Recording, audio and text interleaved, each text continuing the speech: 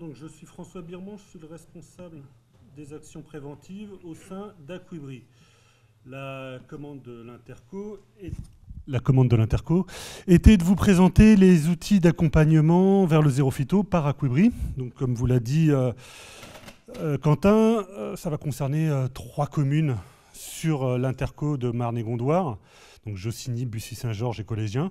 Et s'il y a des élus ou des services de communes autour de Marne-et-Gondoire, ça concerne un certain nombre de communes en Seine-et-Marne, 200 au total. Donc les outils d'accompagnement, pourquoi ? Parce que malheureusement pour la biodiversité, la réduction de l'utilisation des phytos et le fait d'aller vers le zéro phyto n'est pas une évidence pour les élus, pour les administrés, pour les services. D'où la nécessité de ne pas vous laisser seuls et démunis face à cette démarche de zéro phyto. Donc il y a bien évidemment le fait de vouloir préserver la biodiversité, mais pour ce qui concerne Aquibri, l'enjeu, il est de la protection de la nappe du Champigny. C'est pour ça que nous sommes cantonnés à un territoire de 2600 km² sur les 3 départements, Seine-et-Marne, Val-de-Marne et Essonne, 223 communes au total, qui a une spécificité, c'est-à-dire d'être au-dessus de la nappe du Champigny. La nappe du Champigny, une ressource en eau qui alimente 1 million de franciliens en eau potable, franciliens en tant que particuliers, mais également tous les secteurs économiques qui vont avec.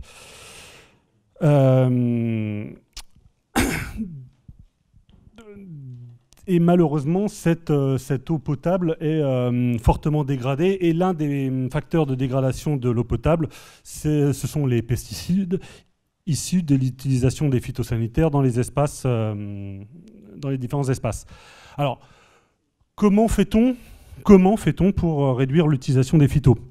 Ce que je voudrais que vous reteniez, c'est que d'abord, c'est un cheminement, Quentin l'a dit tout à l'heure, structuré, progressif.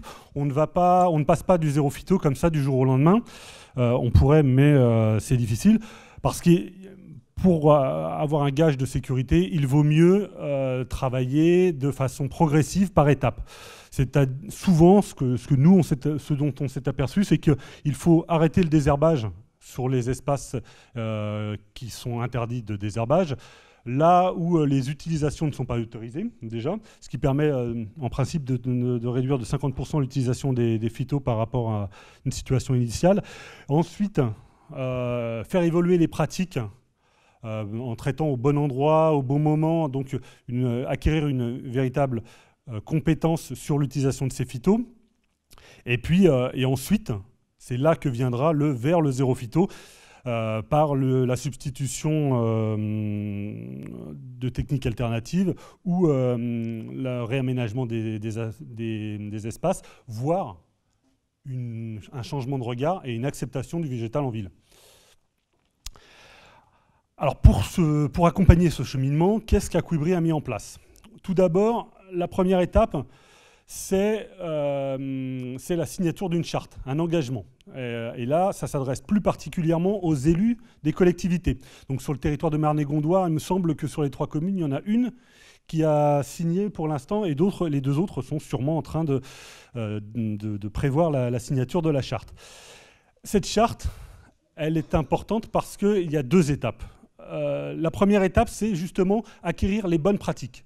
Les élus s'engagent à acquérir les bonnes pratiques sur l'ensemble des espaces communaux publics.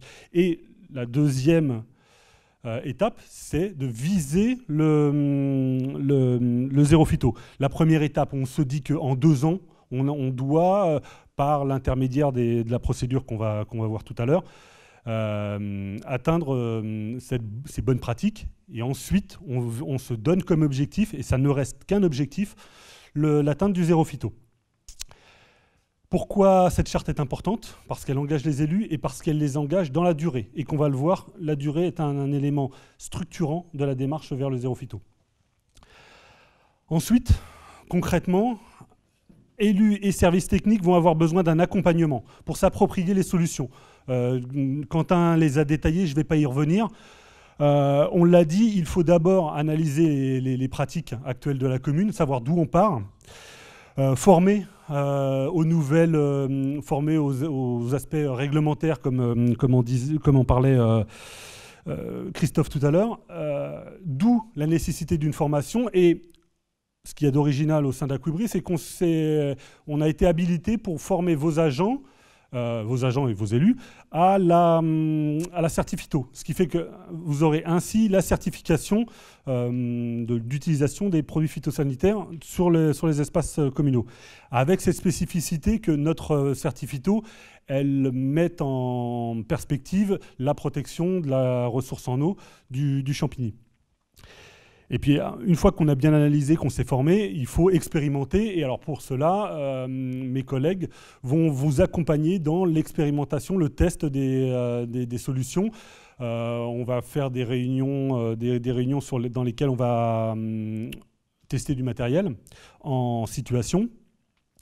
Et puis, dernière chose, alors là, en lien avec ce que vous a présenté l'Agence de l'eau, l'accompagnement dans les choix, puisqu'on a vu que les choix de chaque commune, notamment des choix d'investissement, doivent être anticipés, doivent être programmés et accompagnés. Ce qu'on vous propose, c'est de vous accompagner à la constitution de ces dossiers, même si l'Agence le dit, ils ont mis en place un certain nombre d'outils pour que l'accompagnement de l'investissement l'accompagnement financier soit le plus simple possible. On est aussi là en amont pour préparer les dossiers, déterminer les choix et vous aider dans l'accompagnement des choix. Une autre étape dans cette acquisition, appropriation des solutions, c'est la sécurisation au niveau de ces choix. Parce qu'on sait bien que chaque élu, chaque service technique est un peu seul par rapport à peut se sentir seul et démuni par rapport à ces choix de stratégie d'entretien des espaces. Alors nous, on a fait le choix de vous regrouper, de mutualiser les expériences au travers d'animations collectives ou de retours d'expérience, de formation d'un réseau qui va vous permettre de vous conforter dans vos choix. Quand je choisis un désherbeur thermique, quand je choisis un autre matériel, est-ce que ça correspond véritablement à ma commune?